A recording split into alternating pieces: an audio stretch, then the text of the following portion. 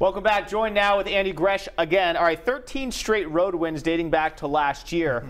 How has that come to be?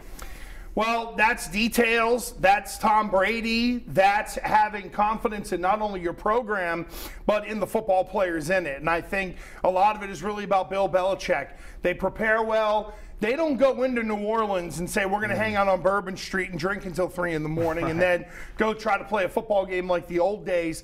It's regimented, it's structured, and he's got a lot of guys who bought into the program. It's hard not to when you have a guy like Tom Brady there. So I think, Yianni, a lot of it is Belichick setting the bar for excellence. It doesn't matter whether we're on the road or at home. This is the way we play, and we see it more often than not. We know Bill Belichick's a football historian, moves into 3rd place on all-time wins today, trailing just George Halas and Don Shula. If you asked him, he'd probably say he doesn't care about it. But you think this means a lot to him? Hell yeah, it does. And I'll go back to the Halberstam book, go back to the documentary that the NFL did on him, the whole NFL films and Do Your Job and all that kind of stuff. I think Belichick, yes, it matters to him. I think it matters to him because he respects those guys. Right. I thought Tony Romo made a good point during the broadcast when he said at one point in time with the Giants, it was Tom Landry as the defensive coordinator and Vince Lombardi's the offensive coordinator. I mean, it makes you realize the kinds of guys and the sort of company that Belichick is hanging around in. Tom Brady, unbelievable game again today. Tonight, obviously, the Eagles playing and Carson Wentz out there, Philly and the Cowboys. Boy, does he enter that MVP front runner, maybe neck and neck? Front runner, maybe he's definitely in the conversation because, look, once you get past Thanksgiving, then you sort of whittle it down and really keep an eye on what these guys do down the stretch.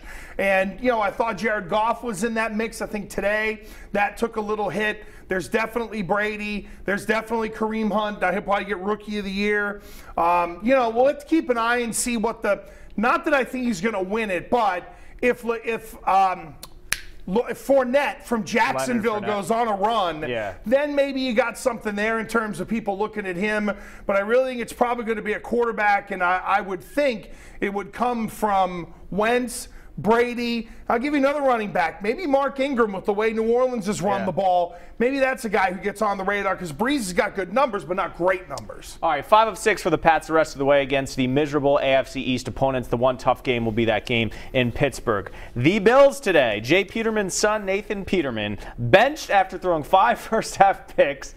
Bills Mafia, as you said, complicit in their own demise once again. Here's the thing. So our friends with the Bills Mafia. In fact, one guy who hammered me on Twitter all the time closed his Twitter account, which I can understand because, Yianni, you tell your kids, right, like the stove might be on, it might be hot, and they touch the stove and they cry. And my little one, my youngest, did that one time. He learned he don't touch the stove no more, right?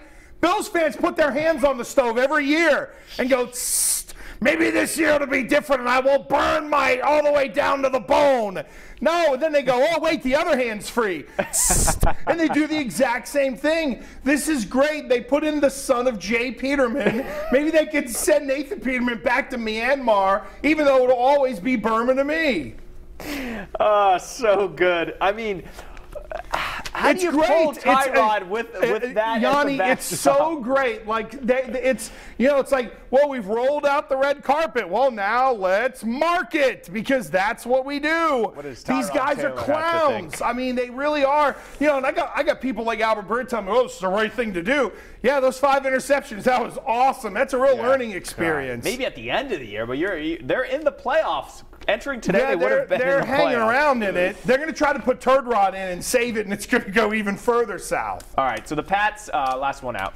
Pats, even right now with the Steelers, both 8-2. I mentioned 5 games against AFC East opponents. They play Pittsburgh. Is that going to be a fight to the end with Pittsburgh? I think it will be. But, Yianni, that loss by the by the Chiefs today is massive because then it gives the Patriots a little margin for error. If that game against Pittsburgh doesn't go well and they hold serve and Pittsburgh holds serve, then, worst case, they're going to get the number 2 seed. Right. So you got to feel good about that. But the path to the number 1 seed is in front of them. And I think that's the thing that Belichick harps on now, getting them to that point and ready to play that game because he knows how important home field throughout would be.